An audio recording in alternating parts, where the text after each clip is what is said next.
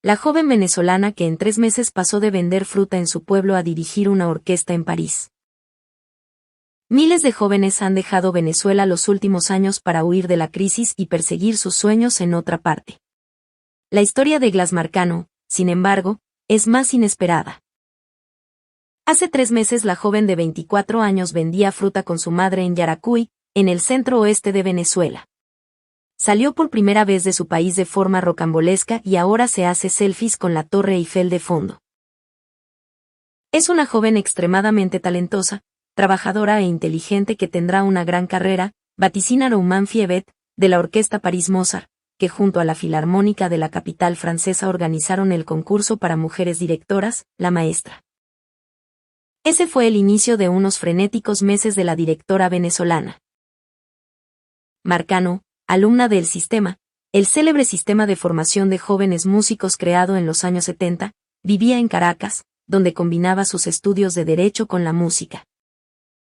Cualquier oportunidad para dirigir una orquesta o un taller yo la aprovechaba.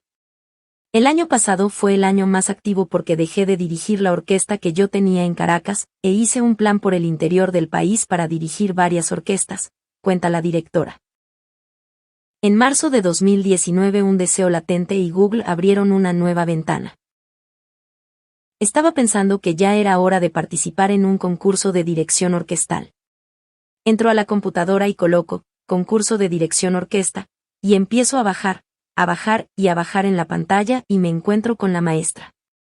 Empecé a averiguar de qué se trataba. Era para puras mujeres, y me llamó demasiado la atención.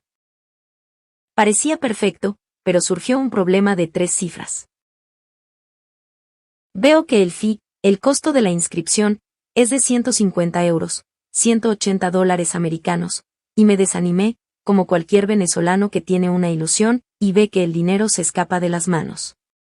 Y entonces dices, no se puede, será en otro momento. 150 euros es una gran fortuna, pero si el concurso hubiera dicho 50, también es una gran fortuna. Ya me había olvidado de eso, pero siempre estaba latente, me imaginaba ganando el concurso, compitiendo, ganando. Meses después, en julio y agosto de 2019, pidió ayuda. Decido buscar las maneras de poder participar con amigos y familiares fuera del país para recoger el dinero y poder participar, pero lo hago solo 3 semanas antes de finalizar el plazo. Para pedir un dinero prestado a un amigo debes decirle al menos con 1 mes o 2 meses para que esa persona pueda planificar el dinero del mes y poder apartarte los 150. Llegó el dinero, completó la inscripción y a finales de octubre de 2019 le confirmaron que había sido seleccionada para el concurso, que iba a celebrarse en marzo de 2020. Nunca pensé que yo iba a quedar en esa broma, dice. Habla Romain Fiebet, de la Orquesta París Mozart. Recibimos 220 solicitudes y el comité de selección eligió a Gladys Marcano de forma unánime. Artísticamente sus videos mostraban auténtico carisma, gran energía, conocimiento real de las partituras y obviamente, ritmo corporal. Tan pronto como supo que había sido seleccionada nos contactó para contarnos sus dificultades para llegar a París y para cubrir los costos de participación. En marzo, sin embargo, no hubo París, sino coronavirus. Todo hace stop. El correo que me llega dice que está pospuesto para septiembre. El problema llega en mayo, cuando las otras partes del mundo empezaban a abrirse y en Venezuela estaba comenzando fuerte la pandemia. Me voy a Yaracuy, porque mi mamá me dice que ha abierto una frutería y que puedo ir, trabajar allí, reunir dinero y comprar ropa para el concurso. Me pareció excelente idea, porque yo necesitaba algo de ropa para venir a París. Pero los aeropuertos en Venezuela siguieron cerrados, y le dio miedo intentar ir por carretera hasta Bogotá, trayecto en el que temía contagiarse.